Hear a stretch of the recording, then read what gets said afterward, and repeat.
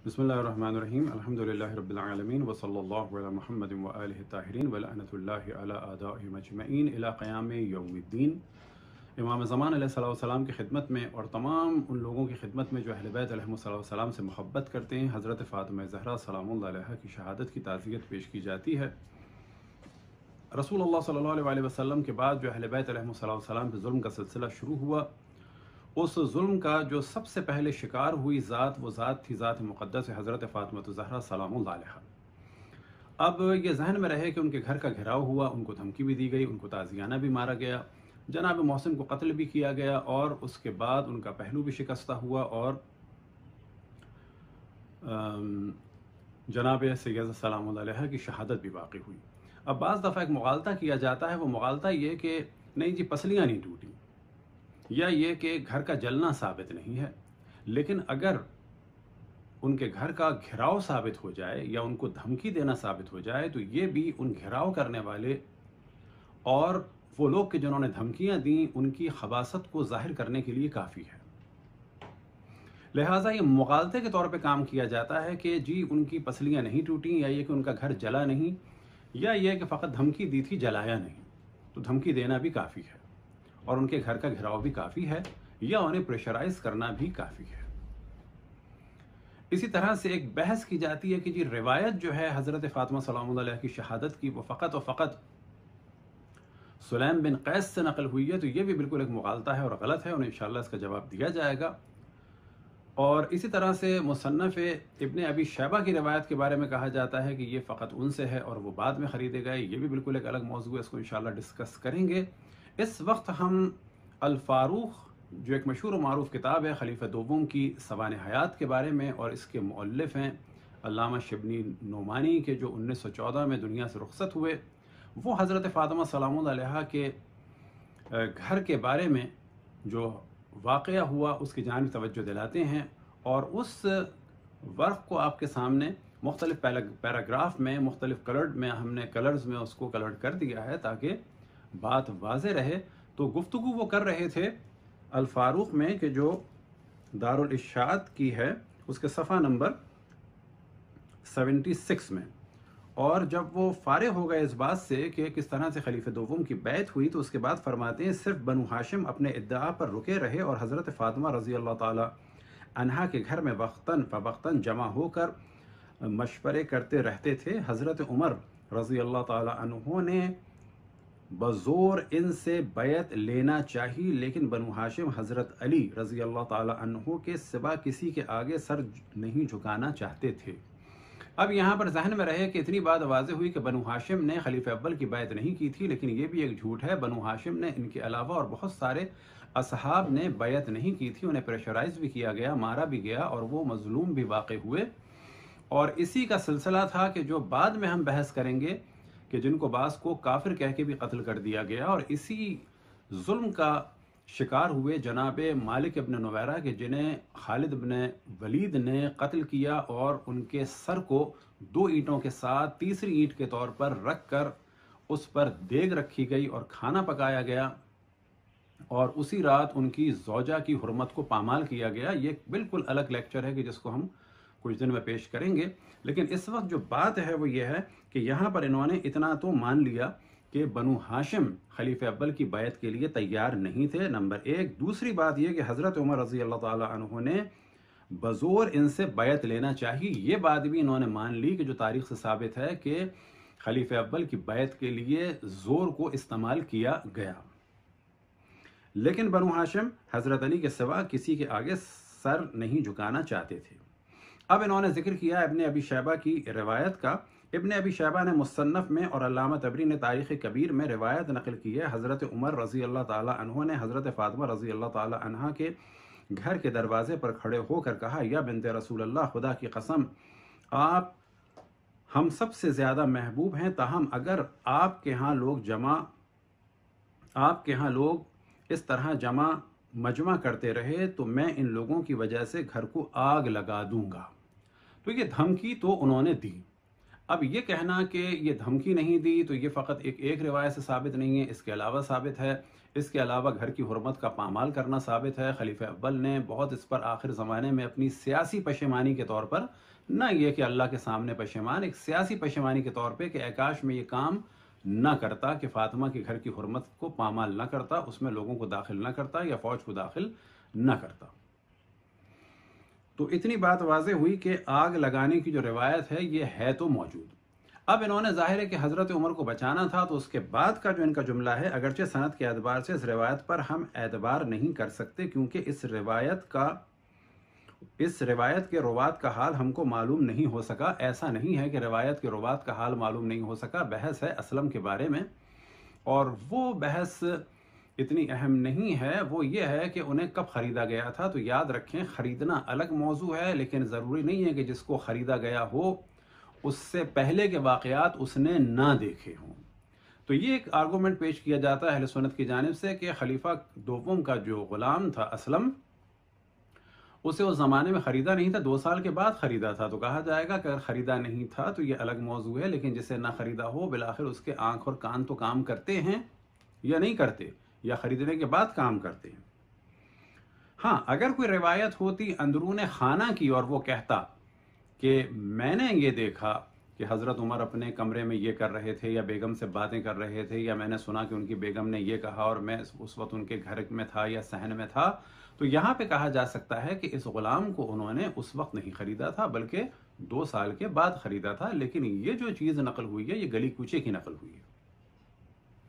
اب یہاں پر جو ایک اہم موضوع ہے اور شبلی نعمانی صاحب سے اللہ سبحانہ و تعالیٰ نے یہ کروا دیا، یا یہ کہ سمجھیں کیونکہ وہ صحافی بھی تھے، تھوڑے عدالت سے انہوں نے کام لیا، کہ پھر اس کے بعد ایک انہوں نے لیکن کے ذریعے سے اپنے موضوع کو بدلا۔ یعنی پہلے موضوع میں، پہلے مرحلے میں ان کا ہم و غم یہ تھا کہ خلیفہ کو بچا لیں، لیکن کے ذریعے سے انہوں نے جو ہے وہ، یا تاہم کے ذریعے سے انہوں نے اپنی بات کو اچھا خاصا ثابت کر دیا، جو ان کے مافِ ضمیر تھی، یعنی جو اندر چھپی ہوئی تھی وہ نکل آئی۔ اب وہ کیا ہے؟ تاہم درایت کے اعتبار سے اس واقعے کے انکار کی کوئی وجہ نہیں۔ اب پہلے اس جملے کو دیکھتے ہیں کہ درایت کے اعتبار سے۔ اب یہاں پہ اس لفظ درایت کو کن معنوں میں لیا جا سکتا ہے؟ تو ایک تو درایت کے معنی ہے عقل کے اعتبار سے، یعنی عقل کے اعتبار سے اس کو رد نہیں کیا جا سکتا۔ دوسرا موضوع یہ آتا ہے درایت الحدیث، یعنی فہم احادیث، جو احادیث اتنی تاریخ میں نقل ہوئی ہیں، جو واقعات اتنے نقل ہوئے ہیں، اگر ان پہ بررسی کی جائے تو یہ والا کام خلیفہ سے کوئی بعید نہیں ہے بقول ان کے۔ پھر اس کے بعد جو اس کا ایک تیسرا اور چوتھا معنی لیا جا سکتا ہے درایت کے اعتبار سے، یعنی جو خود خلیفہ کے احوال تھے، جو ان کی کیفیات تھیں، جو ان کا مزاج تھا، اس کو مد نظر رکھتے ہوئے یہ بات کوئی بعید نہیں لگتی بقول شبلی نعمانی کے کہ انہوں نے حضرت فاطمہ سلام اللہ علیہا کے گھر کو آگ لگانے کی دھمکی دی ہو۔ چوتھا جو احتمال ہے وہ یہ کہ جو کچھ اہل بیت کے ساتھ اس وقت ہو رہا تھا اس کو مد نظر رکھتے ہوئے یہ کوئی بعید نہیں ہے کہ ان کے گھر کو جلانے کی دھمکی دی ہو، جیسا کہ سنن ماجہ میں روایت نمبر 4084 میں رسول اللہ صلی اللہ علیہ وسلم سے نقل ہوا کہ آپ گریہ فرما رہے تھے، اور تو ابن مسعود نے جو ہے وہ گریہ کرتے ہوئے دیکھا رسول اللہ صلی اللہ علیہ وسلم کو، تو آپ سے پوچھا کہ آپ کی جو کیفیت ہے اس وقت ہمیں اچھی معلوم نہیں دیتی، کیوں آپ گریہ فرما رہے ہیں؟ تو انہوں نے فرمایا کہ میرے اہل بیت پر ظلم کیا جائے گا، انہیں دربدر کیا جائے گا، انہیں جلا وطن کیا جائے گا۔ تو یہ سب کچھ تو اتنا روایتوں سے ثابت ہے کہ اہل بیت پر ظلم تو ہوا، اور اس سے بھی ثابت ہے کہ اہل بیت لگاتار قتل ہی ہوتے گئے رسول اللہ صلی اللہ علیہ وسلم کے بعد۔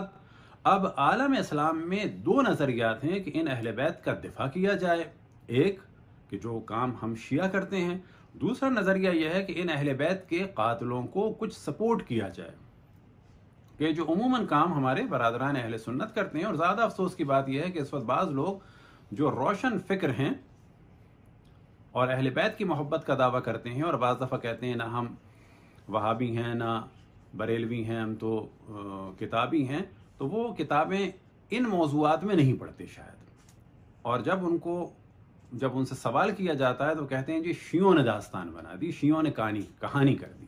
تو شیعوں نے کہانی نہیں کر دی، یہ کہانیاں نہیں ہیں، یہ حقیقتیں ہیں کہ جو خود آپ کی کتابوں میں ہیں۔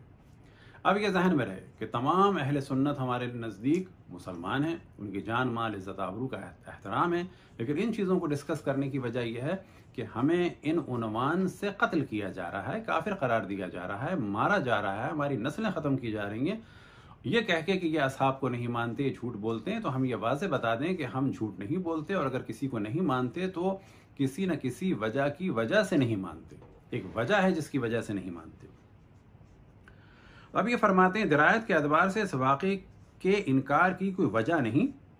اب اگلا جملہ، حضرت عمر رضی اللہ تعالی عنہ کی تندہی اور تیز مزاجی سے یہ حرکت کچھ بعید نہیں۔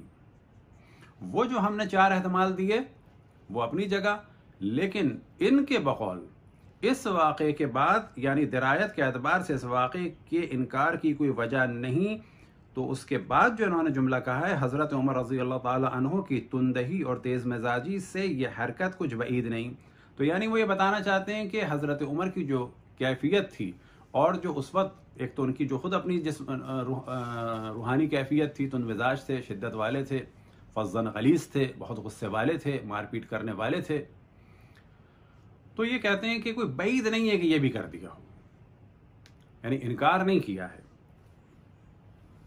اب یہاں پر اگر آپ دیکھیں کہ ہم اگر یہ کہتے ہیں کہ حضرت عمر کی حرکت یا حرکات تو اس پہ قیامت ہو جائے گی، تو شبلی نعمانی صاحب فرماتے ہیں تندہی اور تیز مزاجی سے یہ حرکت کچھ بعید نہیں، یہ حرکت کچھ بعید نہیں۔ انہوں نے یہ نہیں کہا کہ یہ فعل جو سرزد ہوا کچھ بعید نہیں، یہ حرکت کچھ بعید نہیں، اور یہ حرکت کچھ بعید نہیں اردو ادبیات میں آج بھی اور پہلے بھی اتنی مناسب نہیں ہوتی تھی، یعنی وہ ایک خود نفرت کا سا اظہار کر رہے ہیں اندر سے، کیونکہ وہ مکمل اعتبار سے ایک شدت پسند نہیں تھے، مولوی تھے اہل سنت، لیکن کیونکہ وہ کچھ بعض ماڈرن لوگوں کے ساتھ بھی بیٹھتے تھے تو کبھی کبھی ایک کھل کے بھی اظہار کرتے تھے، تو یہاں پر ان کا تعصب ختم ہو گیا، بلکہ اندر سے ایک اظہار کر رہے ہیں کہ یہ حرکت ان سے کچھ بعید نہیں۔ اب اس کے بعد اگر دیکھیں تو پتہ چلتا ہے کہ یہ اس واقعے کو مانتے بھی ہیں، ایسا نہیں ہے کہ مان نہیں رہے، یعنی پہلے انہوں نے ایز اے خلیفہ دوم کے پیروکار ان کا دفاع کرنا چاہا، بعد میں اندر سے ایک دم سے ان کی کیفیت بدلی کہ بعید بھی نہیں ہے ان سے یہ حرکت، لیکن اس کے بعد دلیل سے ثابت بھی کر رہے ہیں کہ یہ کام ہوا ہے۔ وہ کیسے؟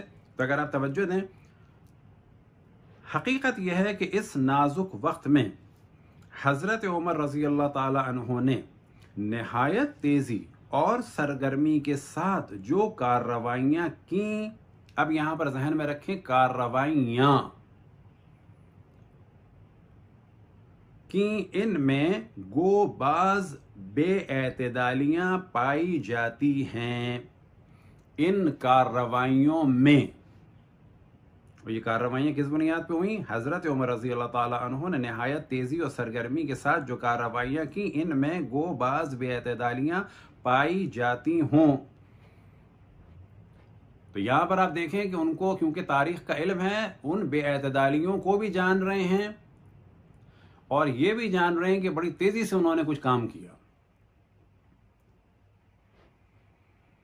لیکن یاد رکھنا چاہیے، اب آ گئے دوبارہ دفاع پر، لیکن یاد رکھنا چاہیے کہ انہی بے اعتدالیوں نے اٹھتے ہوئے فتنوں کو دبا دیا۔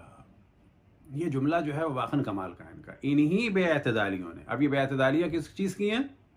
یہ بے اعتدالیاں زیادہ سونے کی یا زیادہ نماز پڑھنے کی نہیں ہیں، یہ بے اعتدالیاں جو ہیں وہ مار پیٹ اور شور شرابے کی، اور کس کی ہیں کہ جس کی جانب انہوں نے پہلے توجہ دلائی، وہ کیا چیز تھی؟ بزور ان سے بیعت لینا چاہیے۔ یہ بے اعتدالیاں زور کی اعتدالیاں، یہ بے اعتدالیاں جو ہیں وہ غصے کی بے اعتدالیاں ہیں، یہ بے اعتدالیاں مار پیٹ کی بے اعتدالیاں ہیں، یہ بے اعتدالیاں دھمکی دینے کی بے اعتدالیاں ہیں۔ لیکن یاد رکھنا چاہیے کہ انہی بے اعتدالیوں نے اٹھتے ہوئے فتنوں کو دبا دیا، بس اس کا مطلب ہے کچھ بے اعتدالیاں ہوئیں اور فتنوں کو دبا دیا۔ اب آگے چل کے دیکھیں وہ فتنے کیا تھے کہ جن کو دبا دیا، یہ آپ کو تعجب ہوگا۔ اور یہاں سے پتہ چلتا ہے کہ حب اہل بیت کا دعویٰ کرنے والے اندر سے کتنا بغض اہل بیت رکھتے ہیں، حقائق کو جاننے کے بعد بھی کس طرح سے علماء یہود کی طرح سے حقائق کو چھپاتے ہیں۔ اٹھتے ہوئے فتنوں کو دبا دیا، اتنی بات واضح ہوئی. اور بے اعتدالیوں کے ذریعے سے دبایا، تند مزاجی کے ذریعے سے دبایا. بنو ہاشم کی سازشیں اگر قائم رہتی تو اسی وقت جماعت اسلامی کا شرازہ بکھر جاتا. اب انہوں نے اگلے جملے میں کیا کہا؟ بے اعتدالیاں ہوئیں اور کیا کیا؟ اٹھتے ہوئے فتنوں کو دبا دیا. وہ فتنے کون سے تھے؟ بنو ہاشم کی سازشیں. یہاں پر آپ توجہ کریں کہ رسول اللہ صلی اللہ علیہ وسلم کے قبیلے کو، مولا امیر المؤمنین کو، جناب سیدہ کو اور ان کے تمام رشتہ داروں کو نسبت دی جا رہی ہے بنو ہاشم کی سازشیں. یعنی خلیفہ نے ان سازشوں کو دبا دیا. اب یہ دبا دیا پیار سے دبا دیا، تعویذ دے کے دبا دیا؟ نہیں، سختی کے ساتھ، ظلم کے ساتھ، قتل کے ساتھ، دروں کے ساتھ، جلانے کی دھمکی کے ساتھ دبایا. بنو ہاشم کی سازشیں اگر قائم رہتی تو اس کا مطلب ہے قائم نہیں رہنے دیں. بنو ہاشم کی حق گوئی کو یہ کہہ رہے ہیں سازشیں اگر قائم رہتی تو اسی وقت جماعت اسلامی کا شرازہ بکھر جاتا. یعنی کون ہے بنو ہاشم؟ یہ انہوں نے واضح کیا. کیا بات؟ صرف بنو ہاشم اپنے ادعا پر باقی رہے اور حضرت فاطمہ رضی اللہ تعالی عنہا کے گھر میں وقتاً فوقتاً جمع ہو کر مشورہ کرتے تھے. اس کے بعد کیا ہے؟ لیکن بنو ہاشم حضرت علی رضی اللہ تعالی عنہ کے سوا کسی کے آگے سر نہیں جھکا سکتے تھے. بنو ہاشم کیا چاہتے تھے؟ مولا علی کو. بنو ہاشم کہاں جمع ہوتے تھے؟ جناب سیدہ کے گھر میں. کیا کیا؟ سازشوں کو، بنو ہاشم کی سازشیں اگر قائم رہتی نہیں رہنے دیا. کیسے نہیں رہنے دیا؟ اٹھتے ہوئے فتنوں کو ان کی بے اعتدالیوں نے دبا دیا. تو یہ جملہ اگر کلیئر ہو جائے تو پتہ چلتا ہے کہ کس طرح سے ایک مورخ تمام ان روایتوں کو، تاریخی حالات کو دیکھنے کے باوجود، قضاوت نہیں کرنے کے ارادے کے باوجود بھی اس کے منہ سے نکل رہا ہے کہ اہل بیت کے ساتھ کیا ہوا، کس طرح سے ان کو کچلا گیا، کس طرح سے ان کے ساتھ ظلم کا رویہ جاری رکھا گیا. اب یہ جو شبلی نعمانی صاحب نے فرمایا، درایت کے اعتبار سے اس واقعے کے انکار کی کوئی وجہ نہیں. حضرت عمر رضی اللہ تعالی عنہ کی تندہی اور تیز مزاجی سے یہ حرکت کچھ بعید نہیں. تو یہ جو ان کو سب کچھ پتہ چلا، کہاں سے پتہ چلا؟ یہ تاریخ سے پتہ چلا. شبلی نعمانی صاحب خلیفہ دوم کے بچپن کے دوست نہیں تھے، اور ان کی کیفیت اس وقت بالکل ایسی ہے جیسے کہ کوئی ہمارے کسی دوست کے بارے میں کہے کہ جی اس نے ایک دن راستے میں کسی کو تھپڑ مار دیا. تو جواباً ہم کہیں کہ بعید نہیں ہے کوئی. تو اگر ہم یہ جملہ کہتے ہیں بعید نہیں ہے کوئی یہ حرکت، تو اس کے معنی یہ ہے کہ ہمیں پتہ ہے کہ وہ تھپڑ مارتے رہتے ہیں. یعنی ہمارا دوست لڑتا رہتا ہے، کبھی کسی سے، کبھی کسی سے، کبھی کسی کو مارا، کبھی کسی کو مارا. تو شبلی نعمانی کی بھی یہی کیفیت ہے. وہ انکار نہیں کر رہے اور وہ دفاع بھی کرنا چاہ رہے ہیں، یا بالفاظ دیگر اظہار بھی مشکل ہے اور چپ رہ بھی نہیں سکتے. یہ والی ان کی کیفیت ہے. اب یہاں پر ہم اگلی جو گفتگو کریں گے انشاءاللہ، وہ جو حضرت عمر کے مزاج کے بارے میں روایات ہیں، اسی طرح سے جو پہلی گفتگو ہوگی انشاءاللہ وہ یہ کہ جب کہا جاتا ہے کہ کیسے ممکن ہے کہ عرب کسی خاتون کو ماریں، یا کیسے ممکن ہے کہ حضرت عمر جو ہیں انہوں نے حضرت فاطمہ کو تازیانہ مارا ہو. تو اگلا جو ہمارا موضوع ہوگا وہ یہ کہ یہ کیسے ممکن ہے، یہ بعد میں دیکھیں گے. فی الحال تو یہ دیکھتے ہیں جو ہو چکا. وہ کیا ہو چکا کہ جس کی جانب انہوں نے ارشاد فرمایا شبلی نعمانی صاحب نے کہ درایت کے اعتبار سے. تو وہ کس اعتبار سے ہے؟ تو جو پہلا واقعہ انشاءاللہ اگلی قسم میں بیان کریں گے کہ حضرت عمر نے حضرت ابوبکر کی وفات پر جب حضرت عائشہ نے گریے کی محفل منعقد کی تو انہوں نے اس محفل پر حملہ کیا، بغیر اجازت گھر میں داخل ہوئے. حضرت عائشہ منع کرتی رہیں اور اس کے بعد خواتین کو کوڑوں سے مارا، حتیٰ خلیفہ دوم کی بوڑھی بہن کو کوڑے مارے. انشاءاللہ اگلا موضوع ہوگا خلیفہ دوم کی بہن پر کوڑا پڑنا، اور ان کی بہن کا نام تھا ام فروا. وصلی اللہ علی محمد و آلہ الطاہرین.